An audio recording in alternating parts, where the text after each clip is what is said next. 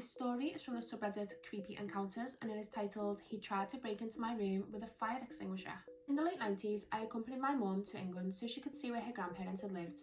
I was basically just there to look after her because my dad didn't want to come and my mum has a hard time doing things for herself. Our agreement was that after spending a week in England, the second week we would spend in Ireland, but my mum is terrible at planning, so we ended up spending a week sort of in limbo in Liverpool, waiting for the Irish Sea to calm down so we could cross on a ferry. It was September, probably the worst month to try crossing, and we never made it to Ireland.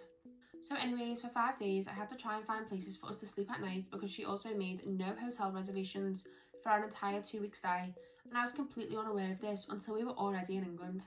I picked a hotel that seemed okay, and my mum paid to sleep in a different room because she has really bad restless leg syndrome and shakes violently at night. It keeps everybody up. In the middle of the night, I heard a man yelling in the hallway. He had to have been very intoxicated. He was pounding on the doors all the way down the hall and hitting the walls. Being the punk-ass kid I was, I made the mistake of acknowledging his rage by telling him to shut up. This really enraged him.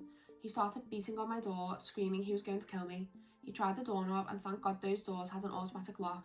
I started looking around the room and realised this hotel has no phones in the room. Like I said, this was the 90s. I went to the window, but I was 3 floors up and the windows didn't open either. So I just stayed there listening as he did his best to break down the door while threatening what he was going to do to me once he opened the door. This went on for at least 20 minutes. Somehow I finally fell asleep.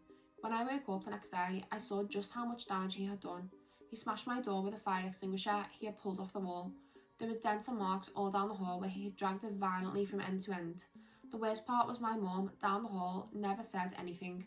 When I told the clerk as we were checking out, he looked at me like I was crazy and making it up. I told him, just go look. Later I asked my mum about it and she said, oh yes, I thought I heard you screaming. Was that you crying for help? Thank you for listening to this story. If you would like to hear the full Liverpool episode, head to Real Spooky Stories on all audio streaming platforms. Bye!